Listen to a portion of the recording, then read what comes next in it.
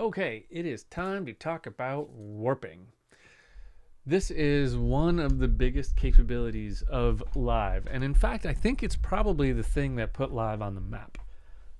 Like, if you asked me to list the 5 most important things Live could do, warping would be one of them. So, what is warping?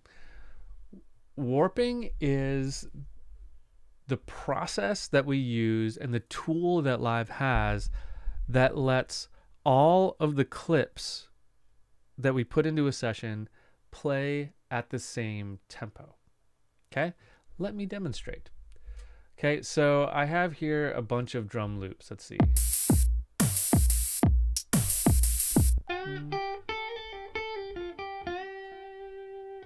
Actually, let's grab that one. Okay, well, let's grab this one first. Now let's find something melodic like that. Okay, sure. Let's use both of these. Okay, so here's this one. Okay, that's gonna loop forever, right? That's cool, that's great. Okay, let's stop that one. Let's hear this one. Okay, it's super fast.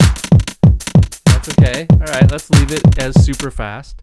So the idea here is that I could pull in 2 drum loops that are at different tempos, and Live is going to do the math and say, whatever tempo these things are, I'm going to play them both at my session tempo, which is this tempo of 95, which means that no matter what I pull into Live, assuming it has figured out the tempo correctly, it is going to play them in a way that they can blend together. So let's hear them at the same time.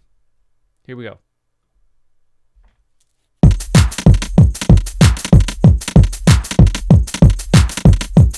See, this one is frantic. This one is frantic, but they're blending together just fine, right? Like they're both playing perfectly fine. This one is double time of this one. Now, this is a great example because what this is showing us is that Live has to figure out the tempo of the clip. And in this case, it figured it out at double time. That's fine. But I can go into the warp settings and tell it, you're doing it in double time, so I'm just going to hit this X2 and say it's actually double that. Okay? So now it's at a better time.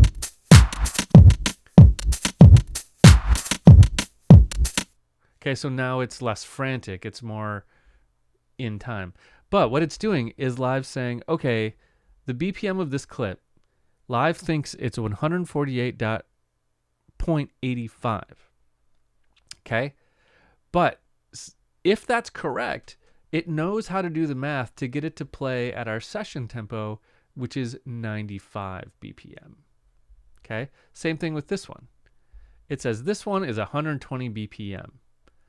But it knows how to do the math to get it to play at 95. So both of these are going to play at 95, and that makes them gel. Okay, that also makes for an awful lot of bass. But let's find something melodic and see if we can get it to work in there too. Let's say a guitar riff.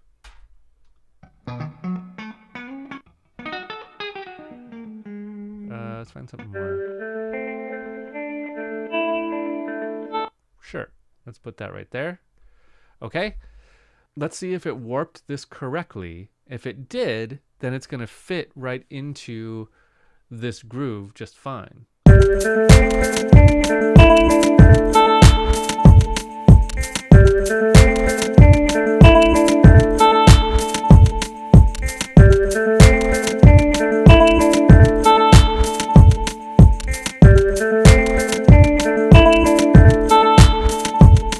Okay, so it warped it correctly. It fits. It's cool. So that is what warping is. Warping is the way that Live knows how to make everything play in time. Now, the trick to warping is that live isn't always right. And so it gets pretty complicated with when we try to help live and get it to warp something correctly. And that's what we need to learn how to do in this section.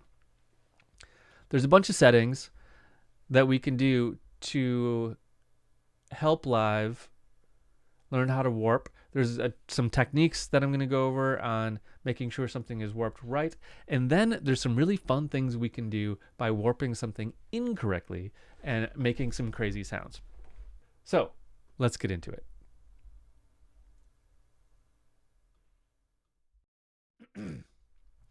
Okay, so when we pull a clip into our session, whether we like it or not, live is going to try to figure out a tempo for that clip. Okay, there's no way to stop it. Live is going to say, that clip looks like it's about 75.88. That's what it thinks the beat is.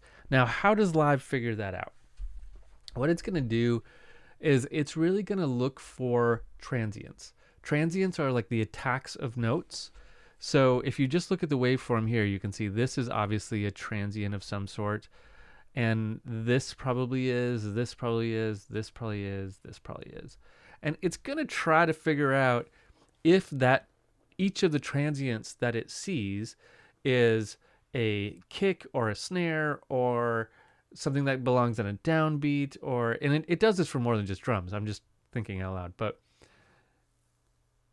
and it's going to do all kinds of complicated analysis based on where the transients are and where it thinks they go. You can kind of see the things that it thinks are important in these little gray little arrows, right? That's where it says, hey, that's something. Now there's a way to say, that's not quite right. We can change it. We'll get to that in a minute. So, transients. Things that have definitive transients, live is going to get right more often.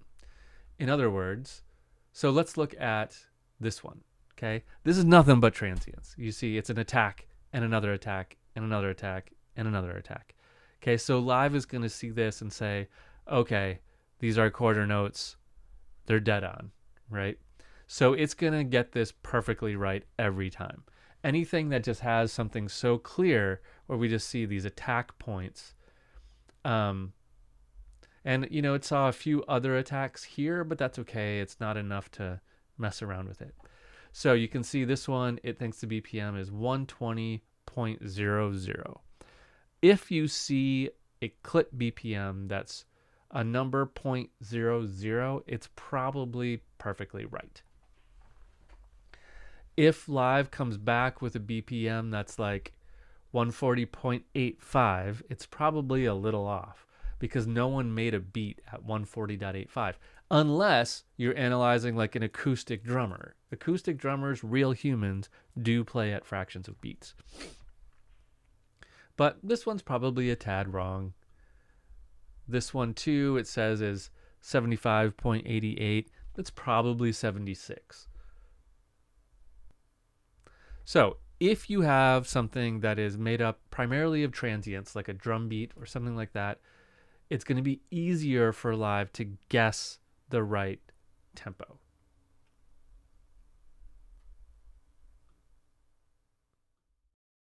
Okay, this works in both session view and arrangement view, by the way. I'm just using session view right now to have a little bit of fun with session view. However, I'll switch over to arrangement view in a minute. But this warping works completely the same, both in session view and arrangement view. Okay, so we have our clip tempo here, this BPM. Okay, we can divide it in half to half time it, or X2 to double time it. Okay, so in a clip like, let's go to the guitar one.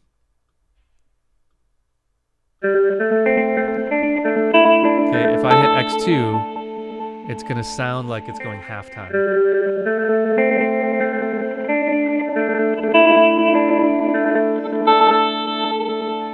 And you can hear how it starts to get a little glitchy when you do that, right?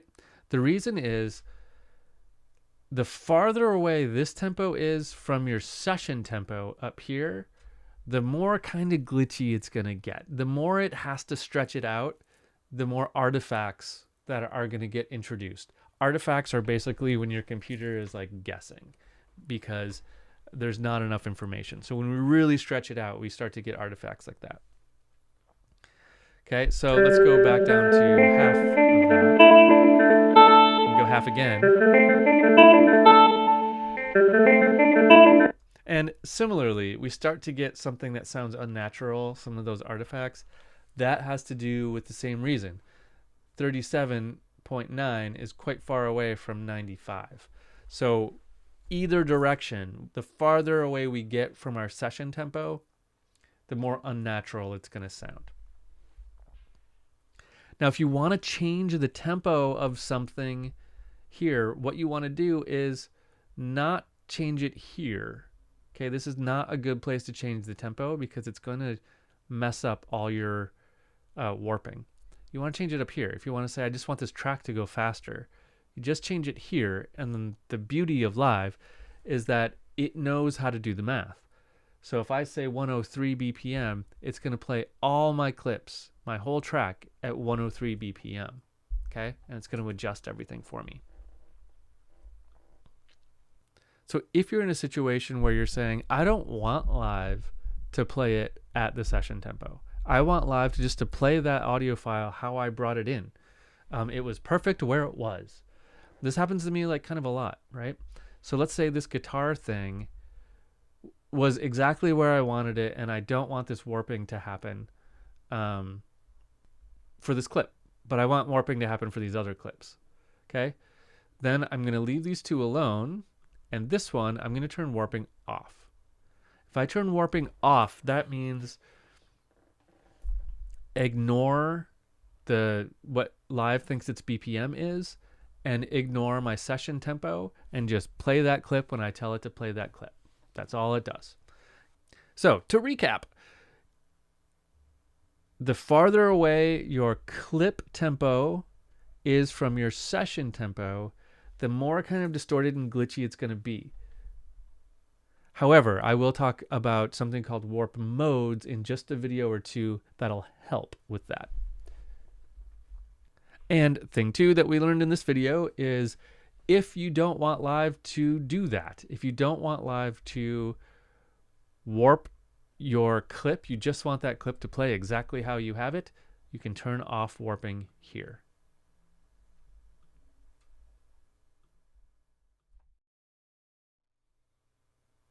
Okay, here I have a beat that I've just imported. This is an audio file. I imported from my library. It's just a rock groove loop, and let's hear it.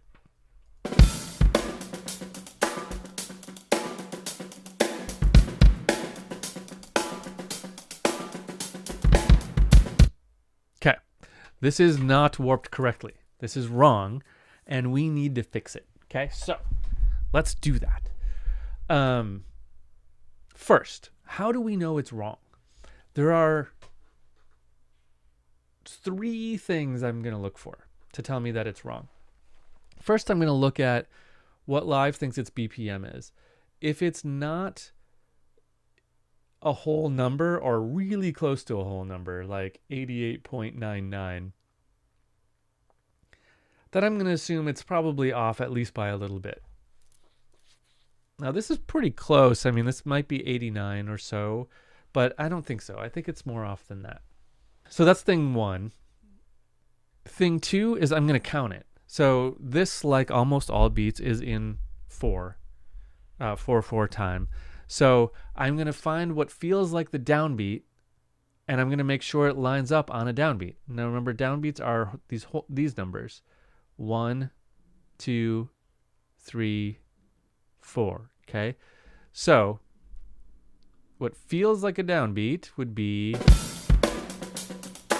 boom, 1, 1.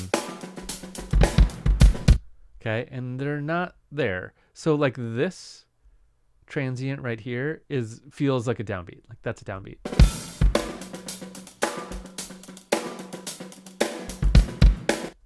And this, I think, is a downbeat. 1, 2, 3, 4, 1.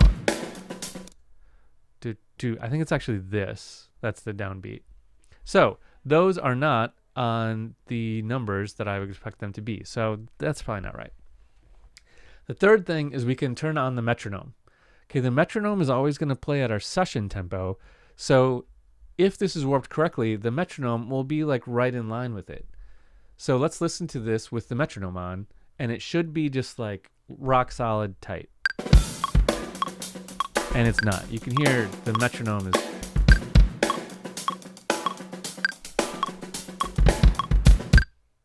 Right, the metronome is not lined up with this. So that's probably the best indication that this is all warped wrong.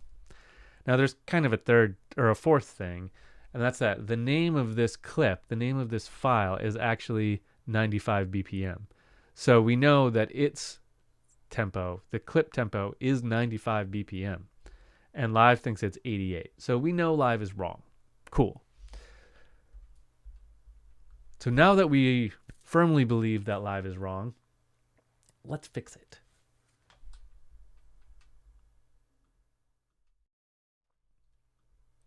Okay, so we're going to look at our warp markers, okay?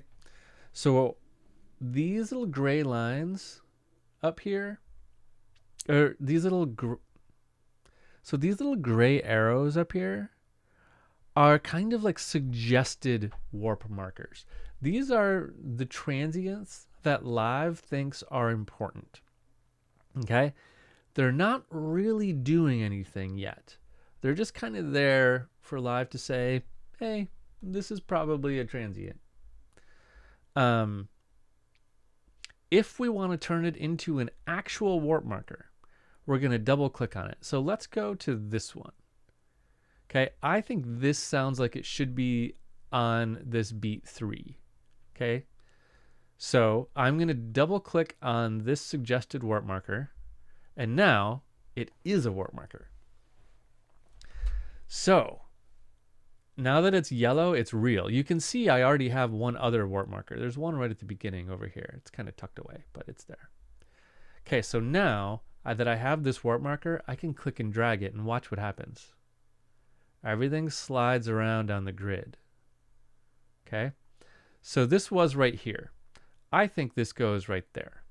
So now everything before that has kind of slid around, and everything after that has kind of slid around too. So maybe that fixed the whole problem. Maybe we got lucky. So let's hear it against the metronome and see if that fixed it.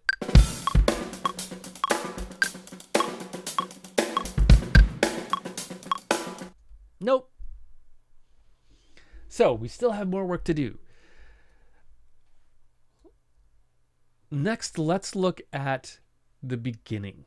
Okay, I know something's wrong with the beginning because we have this little gap at the beginning.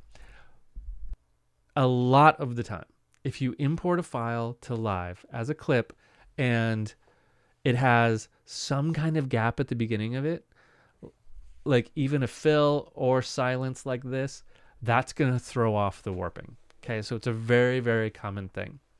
But luckily, there's a very easy fix for it. So this is my downbeat. This is a little fill leading into it. So I'm going to double click to make that warp marker.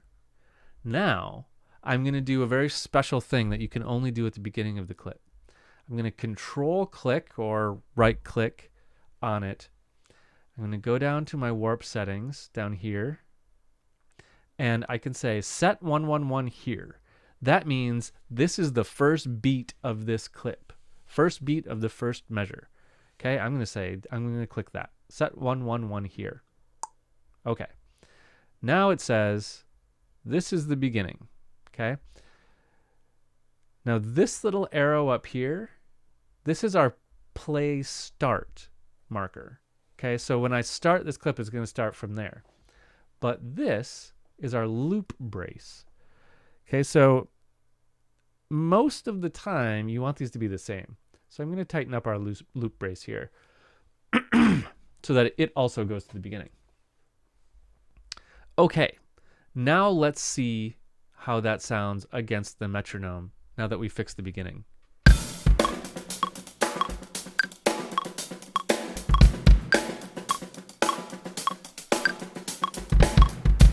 Okay. It kind of felt like it started good and then it drifted away. That's how this works a lot of the time. So the next thing I'm going to try is I can see that this I had put on beat 3, but now it's gone. Now it moved forward when I adjusted this. So let's get rid of this warp marker and see if Live kind of figures it out from there. So I'm just going to double click on that warp marker to get rid of it. Okay, now let's listen.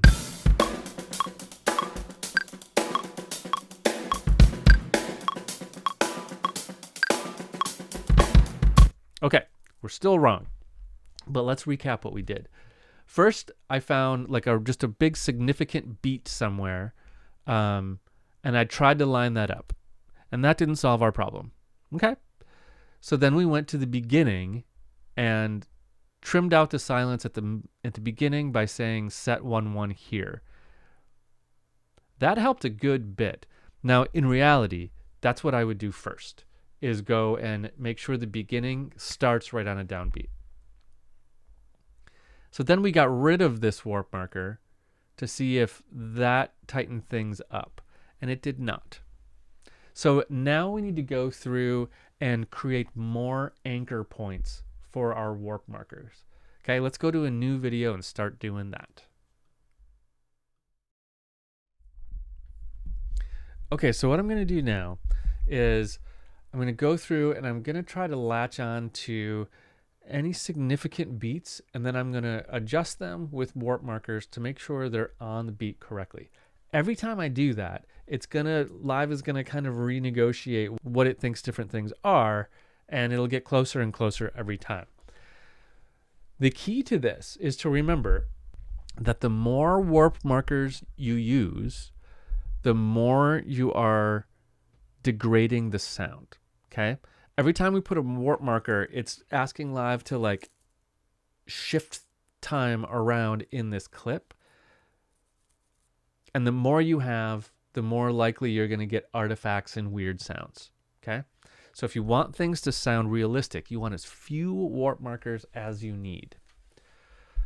So let's see if we can find the moment that is this beat 3. Okay? So here we go. I'm going to turn off the metronome and listen.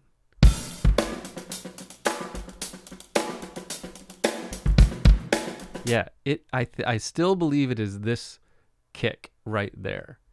Okay, so I'm going to take that, I'm going to make my warp marker on it, and I'm going to push it forward.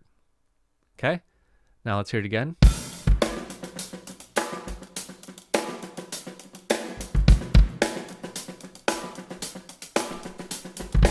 Okay, so what did you hear? You heard this sounded slower and this sounded faster because it's trying to smush all of that into that beat. So it might be that our first half is right and our second half is not. So let's find another point in the second half that we can do. Let's try to find what goes on beat 4. See if we can find that.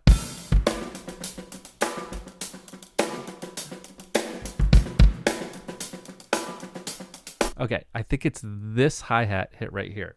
Now the way I'm figuring this out is I'm just counting it. I'm counting 1, 2, 3, 4, 1, 2, 3, 4, 1. And I see that this hi-hat is happening right here. If that's too hard, remember, you can slow it down. You can just use the session tempo, slow the whole thing down like a lot. And it's going to sound kind of weird, but it might help you locate what's supposed to go where. So I'm looking for the start of the 4th measure here. 3, 4, 1, 2, 3, 4, 1, 2, 3, 4, 1, 2, 3, 4. Okay. So I think it's this. Now there's not an automatic warp marker here. Oh, there is. There is an automatic warp marker here. If there wasn't, it doesn't really matter. You can make warp markers anywhere you want. Just double click and you'll make one. There doesn't need to be one of these gray warp markers here for you to make a warp marker. You can do whatever you want. Okay. So I'm going to pull that forward to where I think it goes, which is the start of beat 4. Okay. So now what I think we're going to hear, I'm going to speed back up my tempo a little bit. What I think we're going to hear is that it's going to sound good all the way to this beat 4, and then it's going to get really fast and strange at the end here. Let's find out.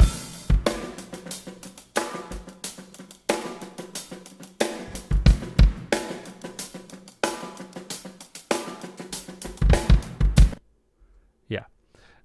It got a little strange here. So I think that we have to find the downbeat of the 5th bar, which I think is early, and that's why. So let's try it again. 1, 2, 3, 4, 1, 2, 3, 4, 1, 2, 3, 4, 1. Okay. I think this is the downbeat of the 5th bar. So I'm going to push that over to the 5th bar. Okay. Now let's listen to this with the metronome and see if we got it. Here's our metronome.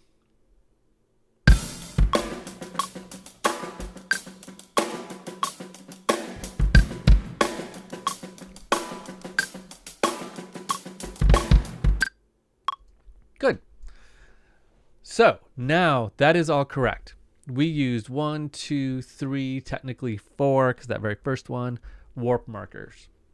That's good. That's not bad. So we just did the downbeats. Now, if this didn't fix it, I would go in more. I would say, okay, let's try to find, this one. Or let's try to find beat 2 and 3 and 4. I've worked on tracks before where in order to get something to warp perfectly, I had to go down to the 8th note or even the 16th note and lock every single one of those in. You don't want to do that. You want to use as few as possible. So this is great. Now we could go in here and we could see that like this measure 2, if I zoom way in, that's not on. I could double click, nudge that over and get it on if I wanted to. But I don't need to do that. Like it's close enough for my ear. And again, the fewer warp markers, the better. So I'm going to double click that one to get rid of it. Cool. So before we go, let's take a peek at what our clip tempo is according to Live. 94.9. Okay. We could safely round that up to 95 and say like, we're basically 95 here. If we go back to our name, it says 95. So we're right in the ballpark. It's a little off, I think, probably from some of these very fine things, but those won't matter very much at all. So this clip is good to go.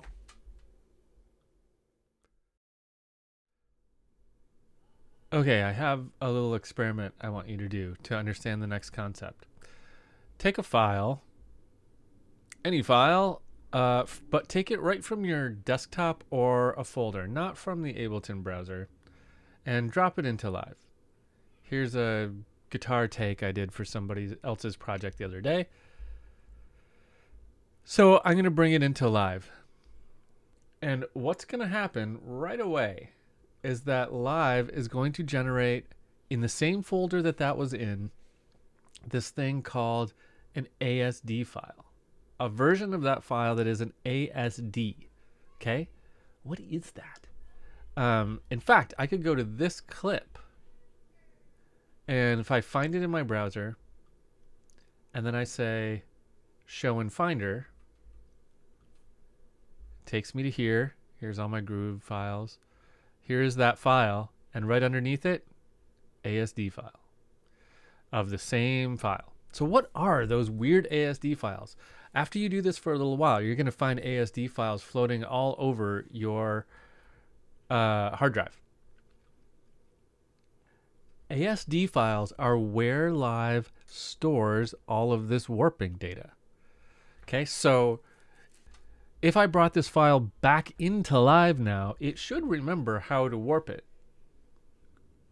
because that ASD file is floating around and it can find that. If I went through and deleted the ASD file for this, it's going to reset my warping to what live initially thought it was. So those files can be important if you have manually warped a file and you want to retain that warping information. Don't delete those. It's important to know that you need both the original audio file and that ASD file for live to remember the warping. That ASD file is a very, very, very small file. It just has a little bit of code in it. It does not have audio in it. It's not an audio file. It is not a version of your clip. It is just a file with some numbers in it that kind of says where things are. In fact, also be careful when you're moving those files around. It can be kind of annoying to have those little ASD files all over the place, but just remember that if you move them, then live will probably lose track of them. So that's why it helps to keep your samples organized before you load them into live, so that these ASD files stick with their original one. In the browser, you won't really see them very much popping up. But throughout your system, you may see these ASD files all over the place. Just something to keep track of. Okay, there's one other piece to the puzzle here. We've looked at warping these and how the more warping we do of a track, the more glitchy it can get, the more degraded the audio can get. There are some things you can do to help with that, and the biggest thing is called warp modes. So let's look at them. So if I click on this, I can go over here and I see warp is on. So now here it says beats, and there's a couple different options here. This list is our warp modes. The way to think about this list is, what do we want to preserve? What is the most important thing about this clip?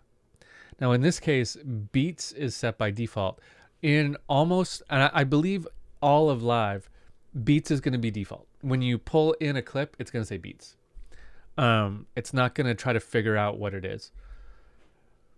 So beats basically means that if it's going to glitch out on something, it's going to try really hard to preserve the transients, these attacks, because that's the most important thing in a beat. Sustained tones, the area in between the attacks, it's going to let the degrading stuff happen there if it has to happen. Okay, so on any sustained sounds, that's where it might get kind of glitchy. Okay. So I'm going to try, let's see. Let's take this down to halftime. Okay. If I listen to it at halftime, we're really warping it a lot now.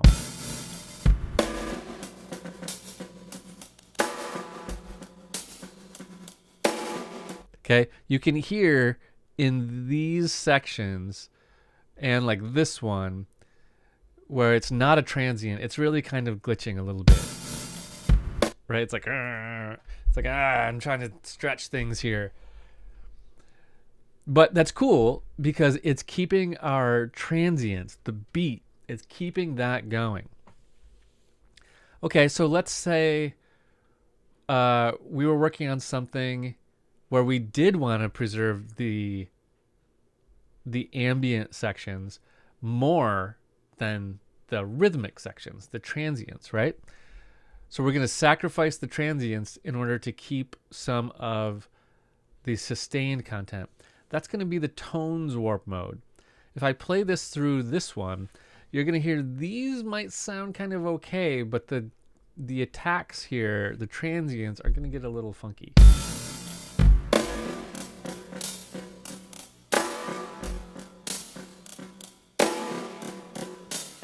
Okay, it sounds a little funny in this example, but If this was like somebody singing or something like that, this would sound way better.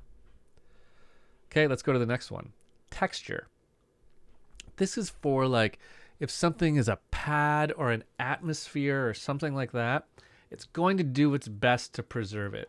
What you're really doing with these different warp modes is giving Live a clue and just saying, here's what this is. Try to help me out here. So this probably isn't, in this context, going to sound wildly different than the tones one.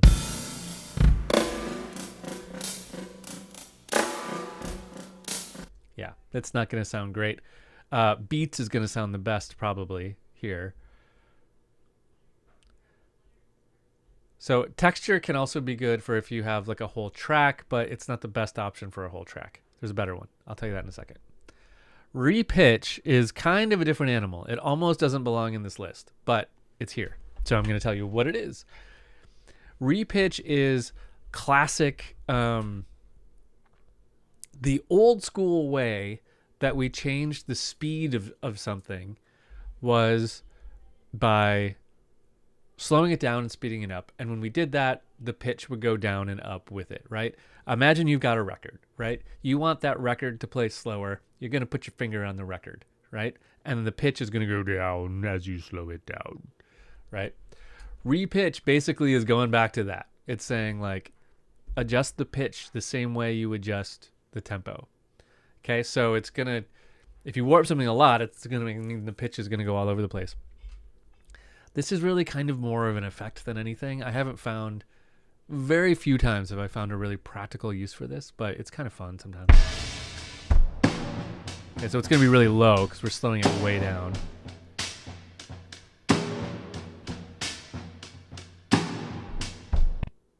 Right, so it can be kind of funny. Okay, then we get to the last two, Complex and Complex Pro. So these are best for full tracks. If a track, if you pull in like a whole song that's already mixed, Complex or Complex Pro. Here's the difference. Without getting like too much in the weeds on these, Complex is good for whole tracks or complicated things. Complex Pro is better for everything, but it's going to eat up a lot of your processor speed. So I could select Complex Pro here, but if I had like 20 tracks and I was all I was doing Complex Pro on all of them, I'm gonna crash my computer probably not, but I'm gonna slow my computer down a whole lot because Complex Pro requires a lot of juice. It's gonna sound the best,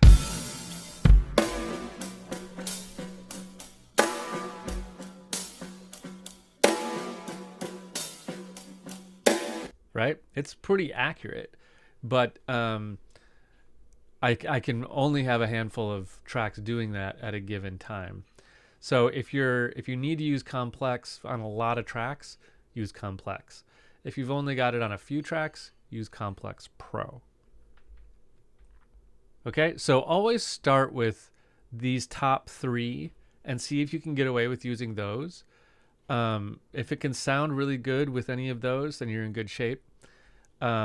If you need something extra, go down to Complex Pro. I hardly ever use Complex and I hardly ever use Repitch. So those are kind of the four that I go to use all the time. Okay, so that usually leads to the next question. And that is, what if I set this to Pro, to Complex Pro, I had a lot of warping in it, it's slowing down my computer. Is there any way to just write the warping into the audio file so that I can turn warping off and my warp settings are just in that file? That file is just no longer warped at all because it doesn't need it. Yes, there is a way to do exactly that. Okay. It's actually super crazy easy. What we're going to do is we're going to click on that clip. We're going to press Command J. And what it's going to do is basically like print that clip. It's going to make that clip with all its effects, all its warping, everything is going to be written into that file. Okay, so now you can see the warping on this clip turned off. It's still warped, but I don't have any warp markers. My warp setting went back to beats. If I had any effects or anything on it, those are going to be now written into the audio file. Okay, but now it's going to sound great. Let's go back up to a non-ridiculous tempo, or let's go back to our actual double time.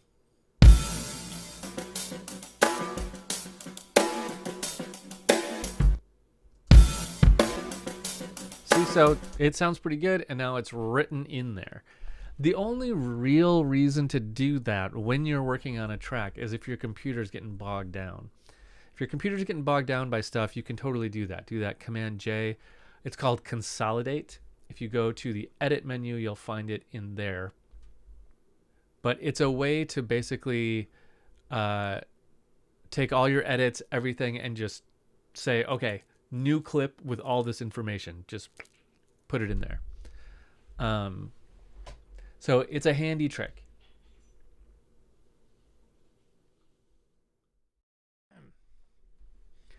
Okay, so warping can be hard. It can be a tricky thing to figure out, and it's not the easiest part about using Live. So I want to do it a little bit more. Let's do a couple more, and I'll just walk you through my process on what I'm going to do. Now, before we do these, I want to point out one thing, is that a lot of the time, Live is going to warp things correctly. Probably, I'd venture to say, the majority of the time. It's not like 99% of the time, though. It's probably like 80% of the time, depending on what you're doing. So I'm going to pull in clips that are intentionally warped wrong, or I'm pretty sure are warped wrong. But just know that, you know, the majority of the time, things actually go pretty well with this. But I'm going to create some problems for us, just to, you know, learning opportunity stuff. You know how it works. Okay, so let's do another beat. So this one, I think, is going to cause us problems. So it's short. Warp was turned off by default, which is surprising. So let's turn that on. Okay, we'll take a look at it. And let's loop it and turn on the metronome.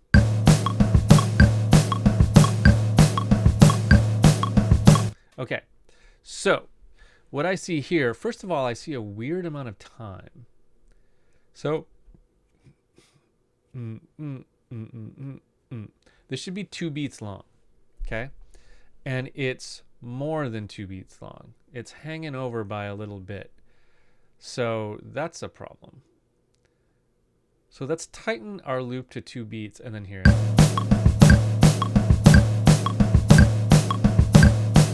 Okay, obviously that's wrong. So let's see if we can figure this out. Okay, I'm going to slow down my tempo a little bit.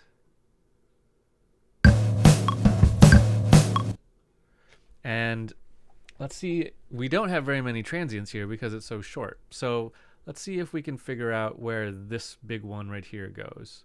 Oh, this is going to be a tricky one. I always make these examples like really hard for myself. But okay, so let's double time this so that it's a full bar. And then this will be easier to deal with, and then I'll undo it at the end. Okay?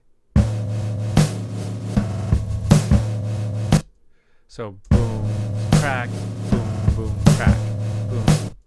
That's what I want. So this crack should go on beat 2. Boom, crack. Okay, so I'm going to make this warp marker and tuck this back on beat 2. Okay, and then this, I think, should go on beat 4. Okay? So boom, crack, boom, boom, crack. That means this kick should go right on beat 3, and this kick should go right on the end of 3, which is right in the middle of beat 3. Okay? Now that makes some extra space at the end here, but that's okay. Let's hear it.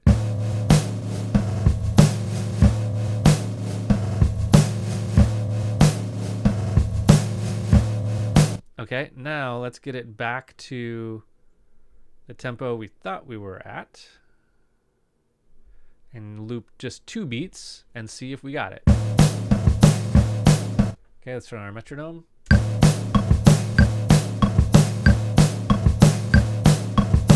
Okay, great.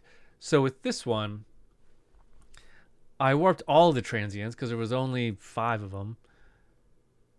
And in order to really wrap my head around what's happening here, I slowed it down to half time and then locked everything in based on where I think it goes. Now, what can be kind of fun about this is that there is some kind of subjective work here. Like, it could be that this kick goes on the last 8th note. Like, if I want that kick on the last 8th note, sure, just put it on the last 8th note. Stretch it out, go there. This area might sound kind of funky, but at this tempo, maybe not.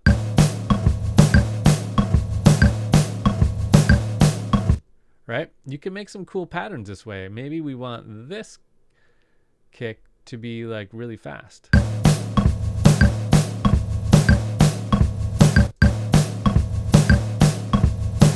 See, this is where the kind of compositional arrangement comes in.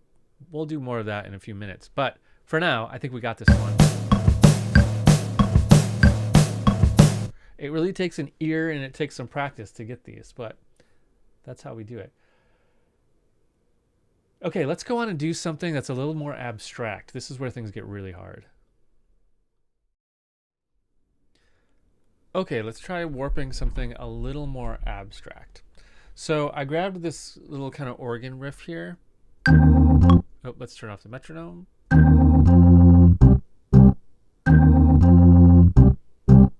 Okay, so where do these last 2 hits go? Do they go right on the beat? So this one's a little late and this one's a little early. Or do they go on the 16th note? What about this? Is this early? Should that go on beat 2? I don't know. There's really kind of no way to know. In a clip like this, you can kind of feel it, like, and like where this is landing right now is actually probably pretty good. But you really need some context for where you want to put any of these notes, because warping is not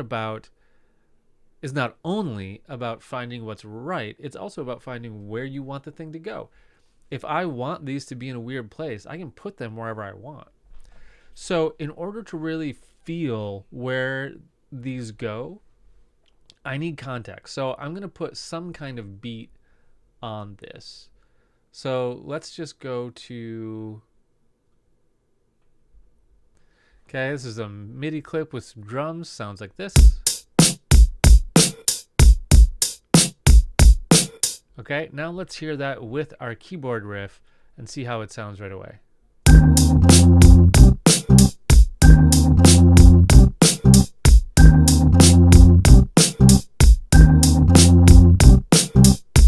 Okay, so now in this context, I want to change this quite a bit.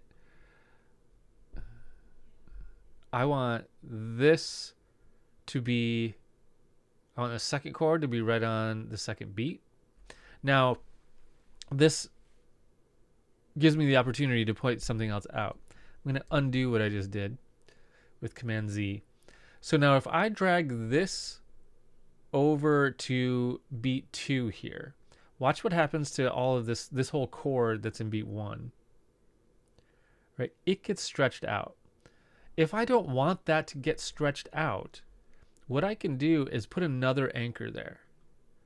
Okay, consider, so with that warp marker, what I'm doing is just saying this part is fixed. Everything prior to this, I don't want to mess with. Now if I drag this warp marker out, I'm not going to affect what comes before it. Okay, so there's that. And now this one, I think I want right on beat 3. So I'm going to do the same thing because I don't want to mess with what's before that. Okay, and this one, let's try putting this one on the and of 3. Okay, so let's hear it now. Okay, I actually want this on beat 4. I changed my mind.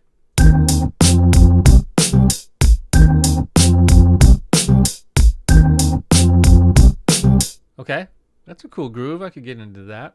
Let's say I don't want this gap. I could pull this over here and see how I can get that to sound. It's a little glitched out. Maybe not so far.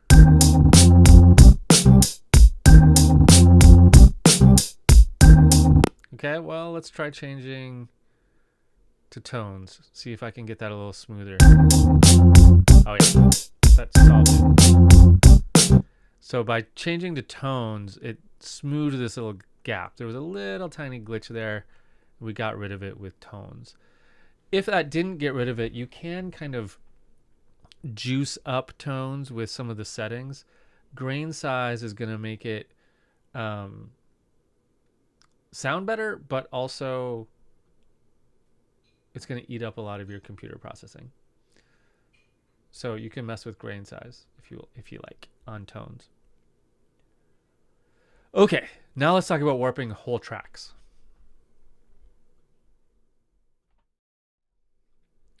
Okay, I'm going to pull in a whole finished track. Okay, this is a student of mine, his track. I don't think he'll mind me using it.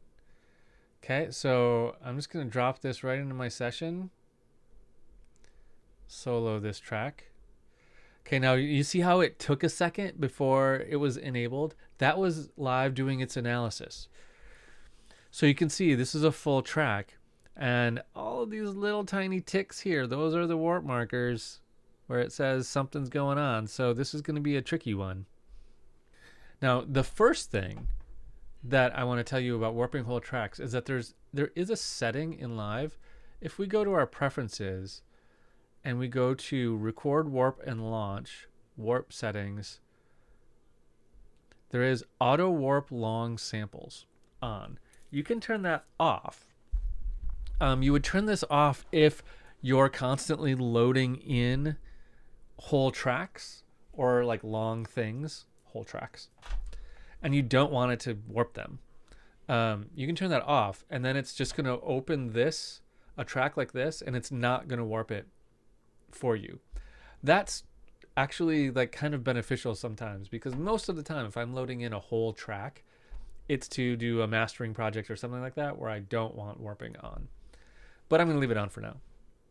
You can also do this, where you can say warp short samples, and I always leave that set to auto, but there are some controls for that. You can say default warp mode, beats. You can adjust that here too. But let's go back. So it warped this automatically. Now, is this correct? Did it warp it correctly? Without even listening to it, I'm going to take a guess and say that surprisingly, I think it did. And here's my clue. My clue is that there's no silence at the beginning. I see a new section here, like the waveform changes here, and it's pretty much right on. Same thing here and same thing here. Like I see things happening right where they're supposed to happen, kind of like sections are lining up. So I think this actually warped pretty well. So I'm going to turn on the metronome and listen to the beginning of it.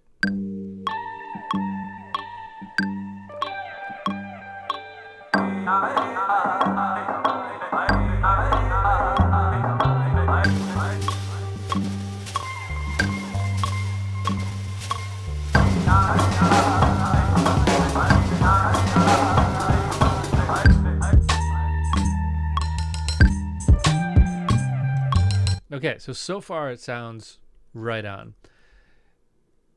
whenever that happens, I'm always tempted to jump to the end and see if it's still right on. Because if something is off by just a little, it can slowly drift further and further away. And by the end of the track, it's going to be way off. So let's go out to here.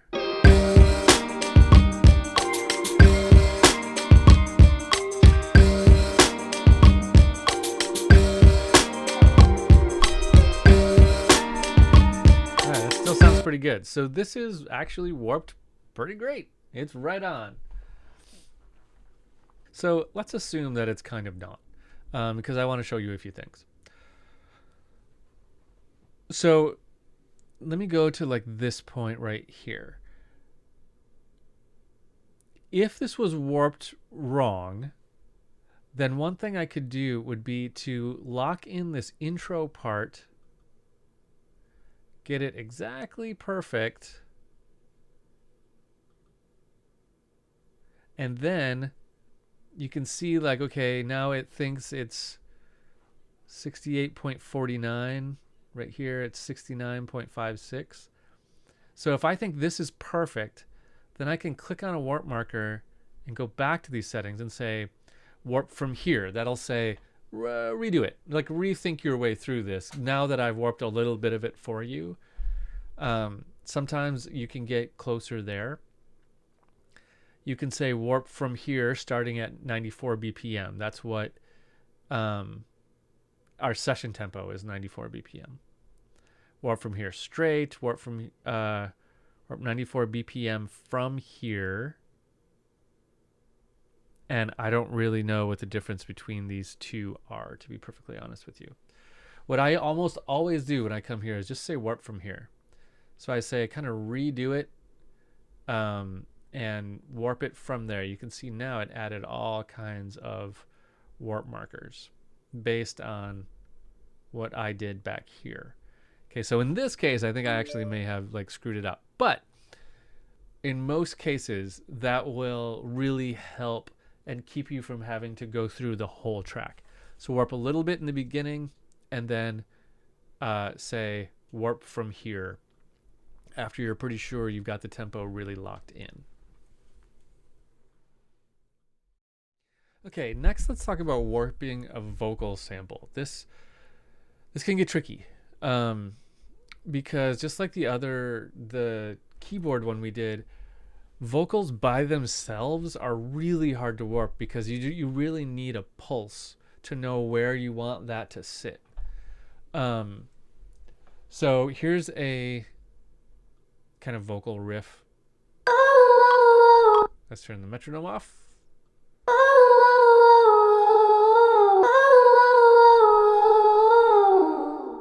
Okay.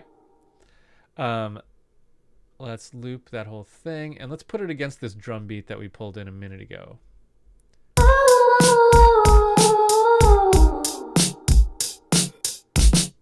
Okay, so that, that works.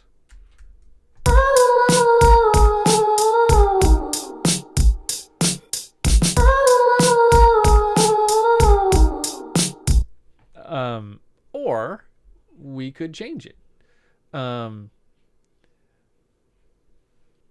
I could say, I want that to fall right there and then give me a little more on the beat if I wanted to.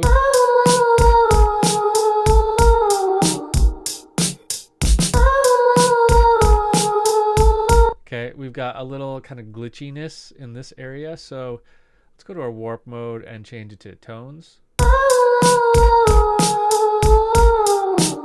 Okay, that fixed it up quite a bit.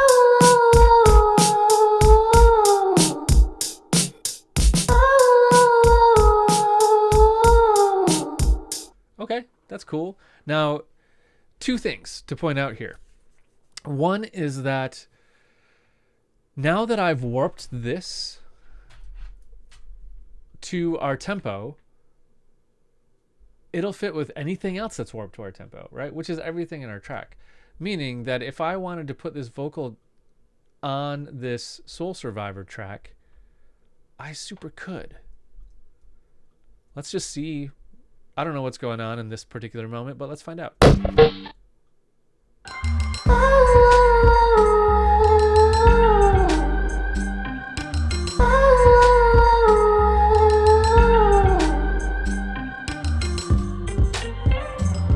put it right there.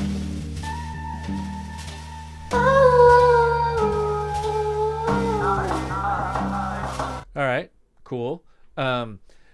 Which brings me to point 2 that I wanted to make, and that is that while warping will make all of your clips play nicely together in terms of tempo, it will not automatically make them play nice together in terms of pitch. Okay, so if I wanted this clip to be in the key of this clip, then I need to adjust the pitch of this and play around with that a little bit more than what I'm doing now. It's not quite in the right key right now. So warping will do nothing to help you get in the right key. It's only going to help you get in the right tempo. Okay? In order to get in the right key, you got to use your ear. Figure things out and adjust your pitch down here. Okay, let's move on and talk about how we can use warping as a tool to generate ideas and generate like musically interesting new material.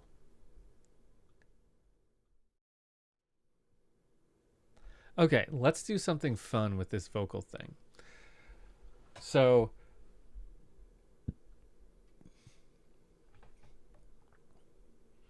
like I said before, we don't need to warp something correctly, right? Like this, the way we pulled this clip in, it was pretty fine like that. It was a little kind of melismatic thing, and we could line it up to fall on a downbeat, and that would be great. But we can also kind of make it our own by this, like playing with it a bit, making notes fall in different spots, and making it something different and unique. Okay, so here is a totally different clip. And this will fit more or less into our groove. Let's hear it.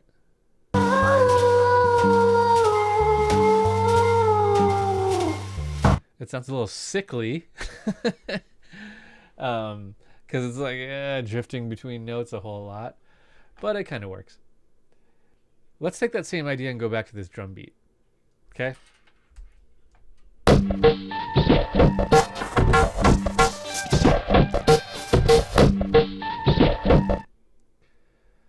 So let's say in this clip, I wanted it to go halftime.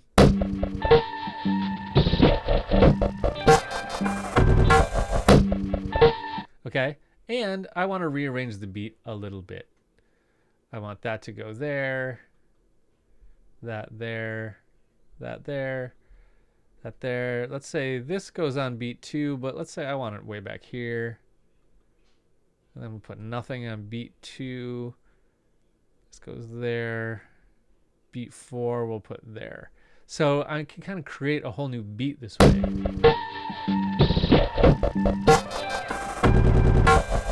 Let's just listen to this.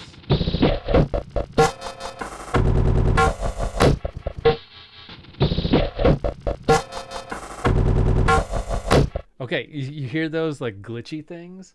I kind of like them. But if I didn't, let's go to Complex Pro and see what that does to this.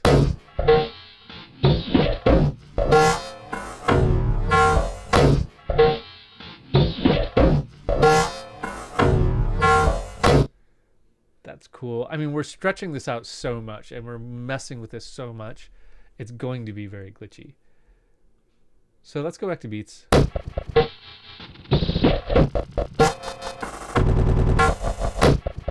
I kind of like it like that. But, you know, design your own beats by using warping. Design your own melodies, rhythms, whatever you want.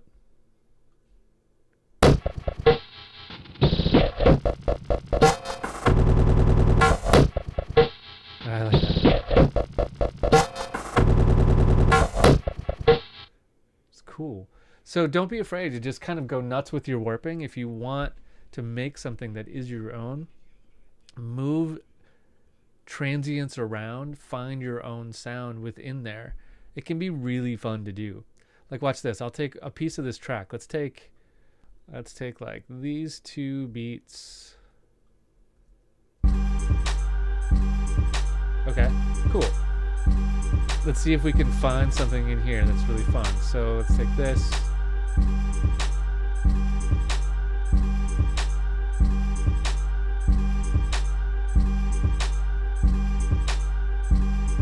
Make a warp point, stretch that out.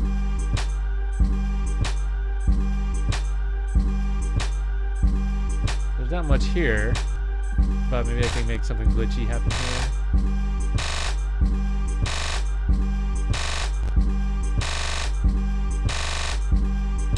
Cool. What happens if I put that on complex?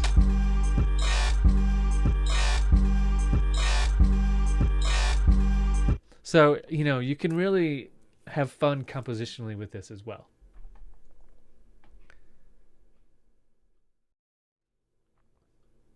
Okay, so if we take that same idea and go to extremes, you can get some really cool sound design effects. Let's go to this. Let's go back to this vocal thing. And what I'm going to do is, let's do this. I'm going to consolidate it. So Command J. Okay, now we've got some kind of fun stuff here. And now I'm going to take it and just see if I can get something really glitchy in it. I'm just going to stretch this way out here. Okay. Let's open that up. Okay, cool. All right. So now this is crazy glitched out. Okay, let's hear it.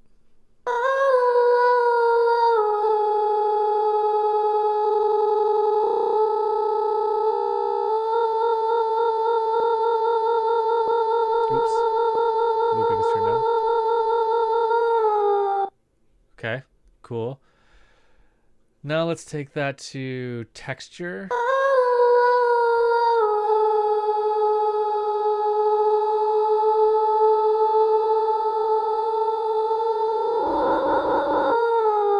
Lower the grain size. The lower the grain size, the more glitchy it's going to get.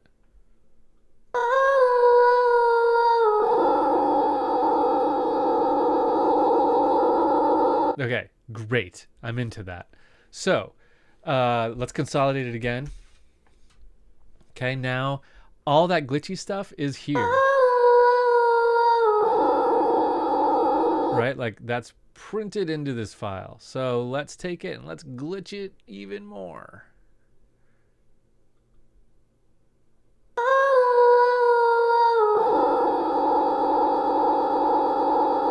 Let's try texture. Ooh, I kind of like that.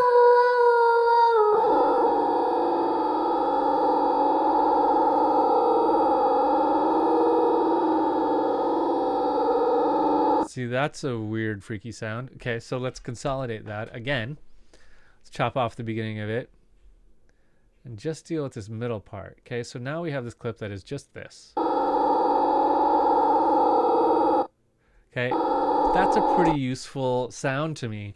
Next time I'm working on this sci-fi podcast that I've been working on, this could be a good effect for me to use. So I just turned that vocal into something totally different using warping. I made a sound design effect by stretching it out, consolidating it, stretching it out, consolidating it, stretching it out some more. Whenever you stretch sound out far enough, you always get weird glitch things. There's just lots of amazing stuff buried into a sound file if you pull it apart enough to find it. So kind of a weird technique, but it's really fun and I do it all the time. So have fun with that.